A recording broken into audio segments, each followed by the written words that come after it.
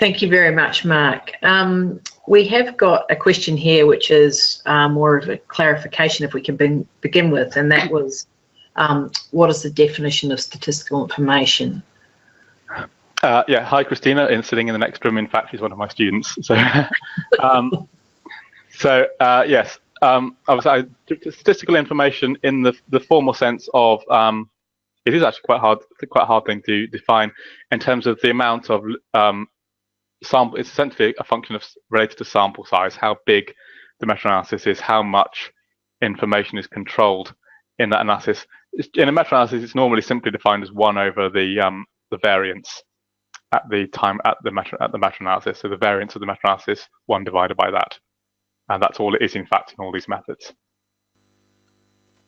In the interim, Mark, just a question in terms of setting the desired effect. I guess this can be a little bit tricky in that what the review author may determine as the desired effect might be different to what different decision makers determine that. Do you have any comment to make on that? Sorry, didn't quite catch the end of that, Joe. So, yes, so in terms of who decides what the desired effect is, what the systematic reviewers determine as the desired effect may differ to what policymakers, for example, might. Yeah, I think that is one of the difficulties in using the sequential methods, is that you have to have some definition of desired effect, which will have an impact on the results, and it has to be reasonable. I don't have I think talking with clinicians is probably the only plausible way to do that. I can't see any, and yet you have to hope that that clinicians are keyed up, that your clinical advisors are keyed up enough to know what recommendation panels are going to want. But I think it is tricky. It is a problem with using those methods. So you have to have that built in, and it has to be sensible. Great, thank you. So our next question is quite broad, from Wolfgang Wichbauer, which is about what your views are on living systematic reviews. Okay, obviously I've been thinking a lot about living systematic reviews recently, working with the Cochrane group on that. I think living systematic reviews are probably the area where this is most critical, because they will be most relying on very rapid updates, so they're most likely to update every single trial or very close to every single trial. So they will be doing a lot more updates through the process than a conventional Cochrane review, which might only update every couple of years, is going to achieve. And so I think where there are going to be rather more updates, the risks rise.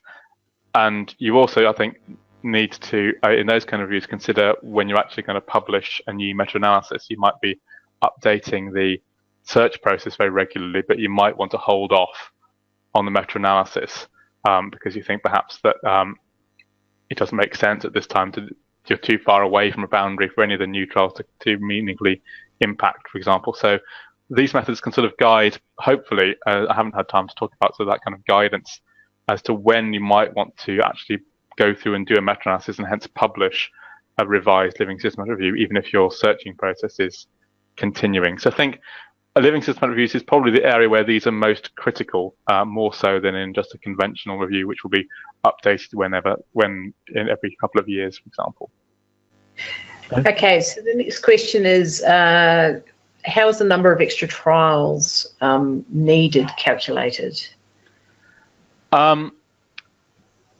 Obviously, in terms of, I assume the question is referring to sort of deciding when to update or when we can stop, and how many, sort of in a prospective sense of how many new trials should be done in the future. In which case there isn't a precise way of doing that. For example, we can see in the sequential meta-analysis method roughly how much more information, or in trial sequential analysis, how many more patients we need to cross the boundary. So we could think about, we realistically need another 300 patients before we're going to cross a boundary. How many trials, given the trials we've got, is that likely to be? So it's not there's no sort of formal process there, but it can sort of, the sequential process can give you a guidance to how much more information you're likely to need before a boundary could realistically be crossed, and therefore, roughly how many trials that's likely to represent. And obviously you can respond to trials as they come in. if you know you realistically need 500 patients to cross a boundary, finding a trial with 20 patients, it may not be worth updating the meta-analysis based on that alone. Great, thank you, Mark. The next question is from Sarah Nevitt, and this is, going forward, is the idea that such considerations would be made within Cochrane reviews, or would these methods be used alongside Cochrane reviews, for example, within a subsequent publication to inform any future updates? I think this needs to be worked into the Cochrane, again, the Cochrane process, and this is obviously my personal view. This may not be the review of the scientific committee or anyone else conclude. I think it would be beneficial if these were built into a Cochrane review, and so ultimately into RevMan, for example, because they need to be presented realistically alongside the meta-analysis as it is done. So people I know the Copenhagen group, when they do Cochrane reviews, are already doing that. They're incorporating trial sequential analysis into standard Cochrane reviews, and I think that is probably the most appropriate than rather than sort of doing it separately within publications. Although at the moment, obviously, it is more tricky to put them into Cochrane reviews simply because of the software constraints. Okay, I guess another question is, do you think the methods will eventually become the standard in Cochrane reviews? And the big question here is, if so, what would be, I guess, your opinion as to which might be the most appropriate method? Yeah, $60,000 question. I think